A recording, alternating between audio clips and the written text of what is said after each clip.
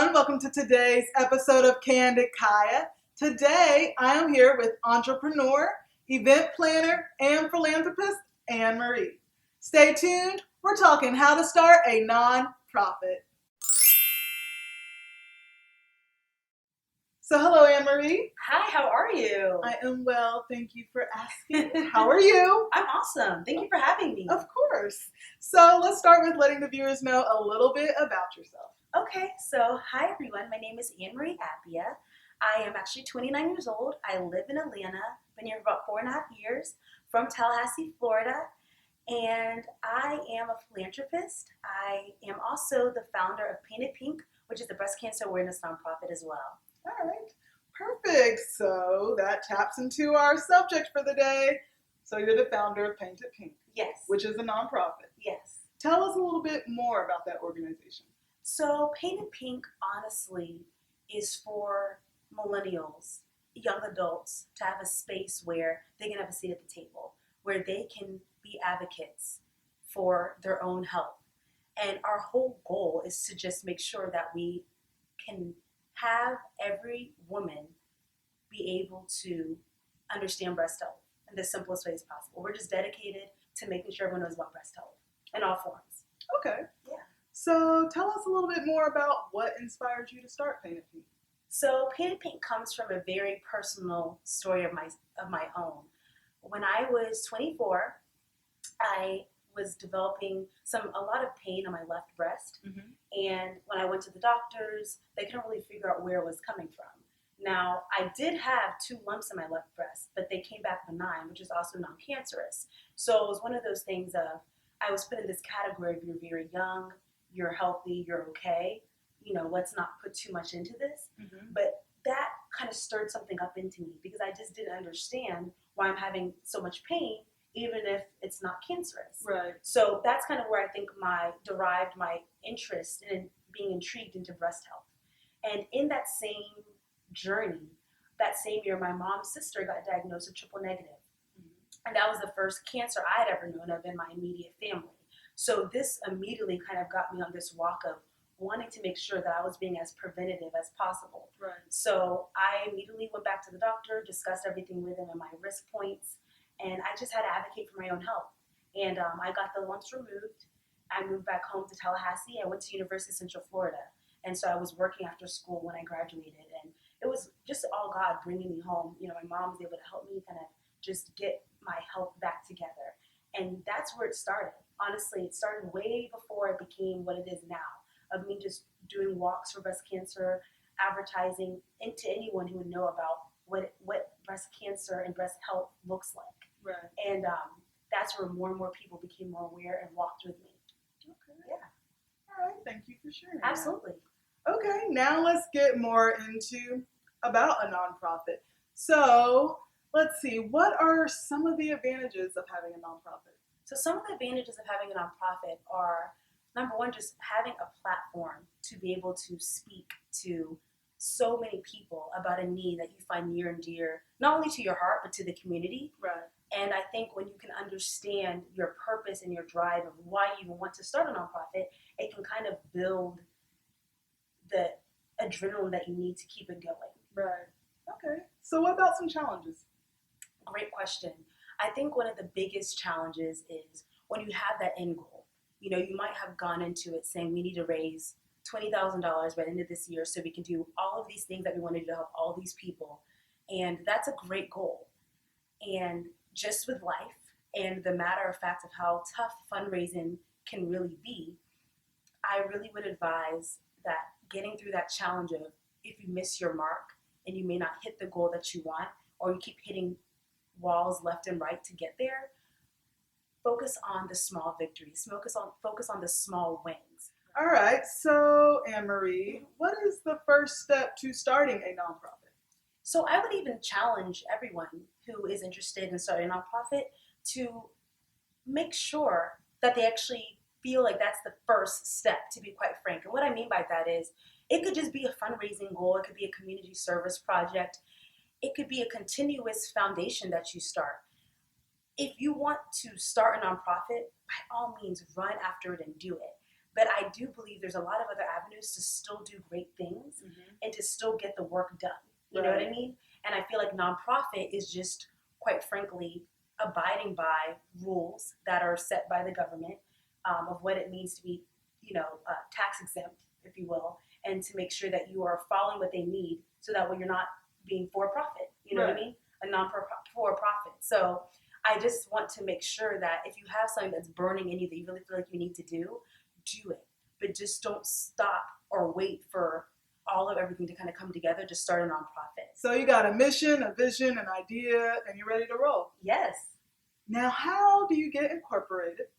And tell us a little bit about that overall process. Okay, so being incorporated, I would definitely say just have some money saved up. Depending on the state that you're in, it can depend on how much it is. But just to kind of give you a range, it could vary between $600 to $800. Just again, depending on what the state that you're in. And I think the time frame is probably it just depends on where you are again. But for us, it took about 6 weeks to get everything kind of together. Okay. So with that being said, with the 501c3 process and getting incorporated, I think you just really have to make sure you are getting everything done correctly, right? So we actually had a consulting firm help us to make sure we did everything right, because I was so nervous to put the paperwork in and something went wrong. Right. You know what I mean? And the IRS bounced it back or something like that. So definitely, if you have anyone who's into grant writing, use your resources, or anyone that is an attorney that kind of help you look through all the documentation. Do that, and that way you can make sure everything's perfect before you send it in. Okay. All right. Good to know. So why is it important to be incorporated? Ooh, great question. So I think Painted Pink has been able to see both ends of the spectrum. At all times, you want to focus on the mission and the work and impacting lives. But when it comes to the fundraising and the financial monetary support, yes, there's a huge difference of why it's so important to be incorporated. And so I think it just shows the credibility to a lot of these companies. Okay, they're incorporated. I can understand that, the IRS supports them. This is like something that they've filed and they're following and abiding by these guidelines. And then I also really think with that, it just allows you to be able to do more, like grants. You know what I mean? Grants cannot be done if you are not incorporated. And being tax exempt is not just about companies being able to write your business off. It's more so just to show that the government recognizes us. You can find us, you can see exactly what we're doing, and we are following everything that we need to be doing. So It just allows you to have more companies, want to pour into your vision, and you have more financial support. So Anne-Marie, now I want to get just a little bit of your advice. What are some of your best tips to starting a successful nonprofit? So I would say best tips are number one, start where you are. Definitely impact where you are and let that spread. Definitely don't let anything limit you, because if something is on your heart, be that somebody to get it started. Right. Just, comfort. Nothing starts in comfort. To be the catalyst for change, you just got to start moving. So that's number one. Number two, I think when it comes to when you're in the rhythm of working with your nonprofit, I would say really work on renew versus replace your sponsors and anyone that donates. And what I mean by that is building relationships are key, right? So if you're sending out a lot of emails to all these people and no one's really responding, for your sponsorship kit and what have you, and you're just trying to get that one big donor, right? So you can just have everything kind of work out for you. Why don't you think about your grandma, who is always religiously giving you guys a check every single month, or that local restaurant that allows you to use their space for free to host up meetups? Start with them and work on their networks, renew them to constantly build you. And then from there, you're already having people who really believe in your vision, and that word of mouth to get you to a much larger network, and that could bring in a lot more funds. Right. That also goes into my third point, building authentic relationships. You can move so fast that I think you can get kind of lost in the rubble of like how busy things can go. And number four, just remembering that no one is self-made. if others don't have that fire in them as you have in yourself, you can only go so far by yourself. I feel like the biggest platforms have a village routing and rooting behind them. Right. And so just remember, where you started and who's always been there for you, and how you all together can be open-minded and take everyone's ideas and fuse them together into this, this project or this nonprofit, because it can be much bigger than you ever imagined. Right. So I just think that having authentic relationships and using everyone's piece to build this puzzle is what's going to make it unstoppable and unmatchable, because it's going to be that unique. Right.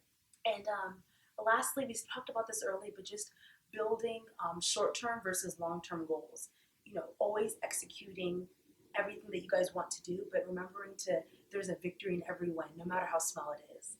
And I think with all of that, best of luck.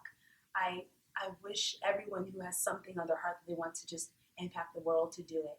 And once you've changed the world, as Shonda Rhimes told us, change the world again. There's no limit to doing what we need to do in this world. And it just takes someone getting up and saying, I want to do something about that.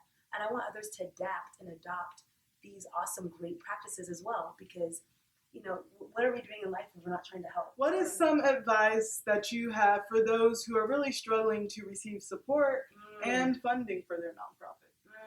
Okay, that's a really good one. So if you're struggling to receive some support, I would say the emails, the countless cold calls, which is the normal tactic that we all have to kind of use, is tough. But I think let's say, for example, Coca-Cola, right? That's based in Atlanta. Let's say they're having a big event, and you're like, okay, you know what? I'm going to go to this event because I know someone from their marketing department's going to be there. You saw them on LinkedIn. Go there, introduce yourself, get to know them, and building that relationship and being so bold about your awareness of what organizations they already support and how to kind of mirrors what your organization does is a huge start. So I think the advice would just be, if you're having some trouble, stop hiding behind the computer or your phone and just physically get out there and build those relationships, because having a face to the cause, I think, is what's going to be a huge difference for you. And again, even if it's one that believes in you is listening, that can give them to give their network up to you, so you can use their network for everything else. So I think that's probably what I would say, because that's the toughest part. It's very tough to just get a reply from any type of email, even if however you want to switch up your subject line, they still may not reply. And it has nothing to do with you. They haven't even seen your greatness in the email because they have so much other stuff going on. But meeting them in person, I think, can really help. Okay, that's a great tip. So do your research. Right. And network.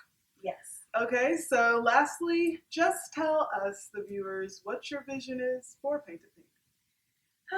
So my vision for Painted Pink, as I said earlier, it's my board and myself's legacy to just see different communities sprinkled throughout the entire world of women and men advocating for their health, advocating for just the awareness and adapting to a better, healthier lifestyle, and not being fearful of the unknown, just having those uncomfortable family conversations to understand what is our family medical history, and having so many communities of people being able to have Painted Pink workshops and just talking about how we can better ourselves and how we can be up on top of this cancer research and once and for all see cancer, have a cure. And so that's what I see for it. Much, much bigger, thousands and thousands of people involved, millions raised, and having a lot of different subcategories of how we're helping in different areas of breast health. Okay. Yeah. Well, I'm a supporter of Painted Pink, and we hope that you guys support Painted Pink too. And you can also leave any questions or comments for Anne-Marie below. We hope that you've all enjoyed today's interview, and we hope that you've learned so much about how to start a nonprofit. Again, thank you for tuning in, and we'll see you again next time. Bye.